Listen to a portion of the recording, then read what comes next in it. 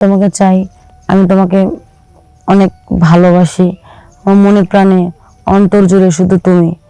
তো এরকম করতে করতে সে এক পর্যায়ে রাজি হয়ে যায় আমাকে শারীরিক চাহিদা এবং দেওয়ার জন্য। আমিও খুব খুশি হই, খুব শান্তির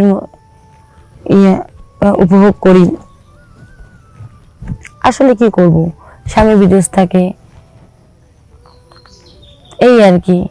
তো ওই নাপিত যখন বাসা থেকে বের হওয়ার সময় আমার ভসুর মানে আমার হাজবেন্ডের যে বড় ভাই সে দেখে ফেলাতে সে বলে যে তুমি এই কাজটা কেন করলা, তুমি মানে অনেক কথা বলে, বুঝেনি তো। তখন সে বলে যে কি করব, বলার মতন ভাষা ছিল না। তখন সে বলে যে তুমি যদি আমাকে না করতে দাও তাহলে তোমার জামাইকে বলে দিব। জামাইকে বলে তো একটা বিষয়টা খারাপ দেখা দেয় না। তখন ভাসুরকেও করতে দিলাম বাধ্য হয়ে।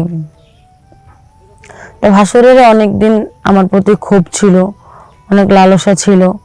সে আমাকে মনে প্রাণে চাইতো, কখনো বলতে পারতো না। এক কথায় সে নিজেরও আয়েশ আমৃত্যু মিটাইলো, আমারও আয়েশ আমৃত্যু আমি জান্নাত, আমার 21 বছর বয়স। আমার স্বামী হচ্ছে প্রবাসী বউদের যে একটা জ্বালা, এই জ্বালাটা না কেউ বুঝতে চায় না। বিয়ে করে চলে গেল স্বামী বিদেশ, মানে বউটা যে কিভাবে থাকবে, তার যে একটা শারীরিক চাহিদা আছে, তার যে একটা চাওয়া পাওয়া আছে, এটা কেউ বুঝতে চায় না। তো এরকম করতে করতে অনেক কষ্ট করে, অনেকভাবে অনেক টেকনিক খাটায় নিজেকে শান্তি দিতে লাগে। কি করব, স্বামী বিদেশ, চাইলে তো আর স্বামীকে কাছে আনতে পারি না। পরকীয়াতে আসক্ত হব, তখন মানুষ নিজের সুখের জন্য, তখন দেখা যায় বিভিন্ন জনে বিভিন্নটা কথা বলে। তো আমি আমার একটা ছোট ছেলে আছে, তা না আমার পাশেই একটা নাপিতের দোকান আছে। তো নাপিতের সাথে আমার ভালো একটা খুব সম্পর্ক, এক কথায় রিলেশন বলতে পারেন। একদিন দুদিন ইয়ে করতে করতে সেও আমার অনেক পছন্দ করে, আমিও তার অনেক পছন্দ করি, অনেক ভালোবাসি। একদিন আমার ছেলে আর কি চুল কাটাইতে হবে, সেই সুবাদে আমি তাকে আমার বাসায় আসতে বলি যে আমার ছেলে চুল কাটতে হবে, তুমি একটু আসো। তো ছেলে চুল কাটতে আসে, সে আমাকে দেখে পুরো ফিদা হয়ে গেল।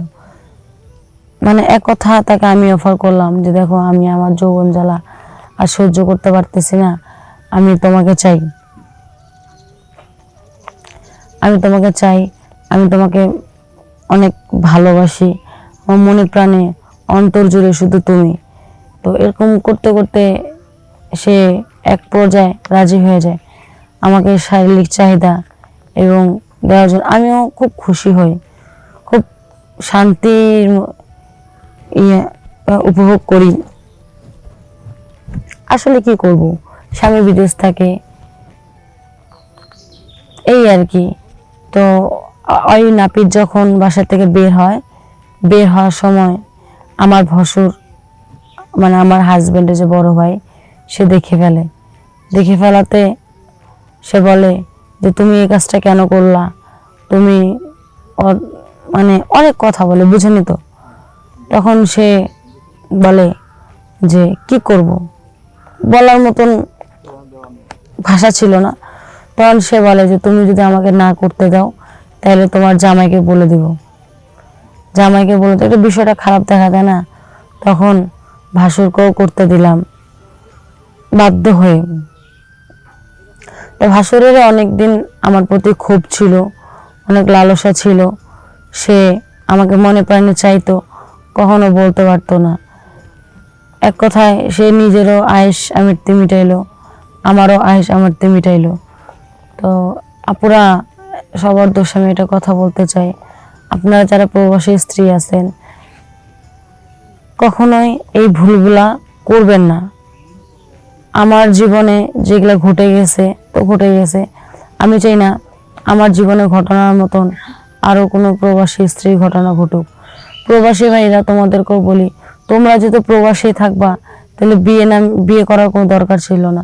আজকে তুমি বিয়ে করে তুমি ফালাই দিয়ে যাচ্ছ, তার তো চাহিদা,